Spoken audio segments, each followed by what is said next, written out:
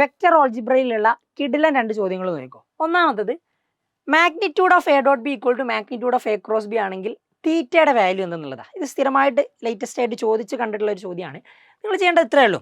Magnitude of a dot B, അതായത് A dot B എന്ന് പറഞ്ഞാൽ തന്നെ ഒരു സ്കെയിലറാണ്. അതിൻ്റെ മാഗ്നിറ്റ്യൂഡ് നമ്മൾ എ ഡോട്ട് ബി എഴുതുക എങ്ങനെയാണ്? മാഗ്നിറ്റ്യൂഡ് ബി കോസ് തീറ്റ എന്നല്ലേ. അപ്പം ഇനി അതിൻ്റെ മാഗ്നിറ്റ്യൂഡ് എടുത്താലും മാഗ്നിറ്റ്യൂഡ് ബി കോസ് തീറ്റ തന്നെ കിട്ടുക.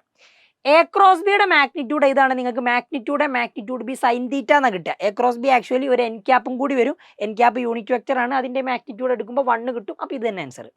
അപ്പോൾ ഇത് രണ്ടും ഈക്വൽ ആണെങ്കിൽ നിങ്ങൾ നോക്ക്, ഈ മാഗ്നിറ്റ്യൂഡ് ബിയും കട്ട് ചെയ്യാം. സൈൻ തീറ്റയും കോസ് തീറ്റയും ഈക്വൽ ആകുന്ന ആംഗിൾ എന്ന് പറയുന്നത് തീറ്റ π/4 ആകുന്ന സമയത്താണ്. അപ്പോൾ നിങ്ങളുടെ തീറ്റയുടെ വാല്യൂ വരും എത്രയാണ്? π/4 അല്ലെങ്കിൽ 45. വളരെ സിമ്പിൾ ചോദ്യം. ഇനി അടുത്ത ഇത് നോക്ക്. ഒരു വെക്റ്റർ തന്നിട്ട് അതിൻ്റെ ഡയറക്ഷൻ കൊസൈൻസ് ചോദിച്ചു. ഇതാണ് വെക്റ്റർ 3i - 2j + 5k. അപ്പോൾ നിങ്ങൾ ആദ്യം ഡയറക്ഷൻ റേഷ്യോ ആണ് ചോദിക്കുന്നതെങ്കിൽ നിങ്ങൾക്ക് വളരെ സിമ്പിളായിട്ട് ഡയറക്ഷൻ റേഷ്യോ ഒരു വെക്റ്ററിൻ്റെ എഴുതാം. എങ്ങനെയാണെന്നല്ലേ, ഈ ഐൻ്റെയും ജെൻ്റെയും കെൻ്റെയും മുമ്പിലുള്ളത്, അതായത് 3 - 2 5, അതാണ് നിങ്ങളുടെ ഡയറക്ഷൻ റേഷ്യോ. ഐൻ്റെ ജെൻ്റെയും കെൻ്റെയും മുമ്പിലുള്ള നമ്പർ.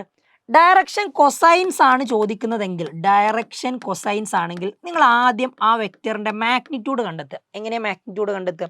ഈ ഡയറക്ഷൻ റേഷ്യോകളുടെ സ്ക്വയേഴ്സിൻ്റെ സം 3ൻ്റെ സ്ക്വയർ 9, -2ൻ്റെ സ്ക്വയർ 4, 5ൻ്റെ സ്ക്വയർ 25, എന്നിട്ട് അതിൻ്റെ റൂട്ട് എടുക്കുക.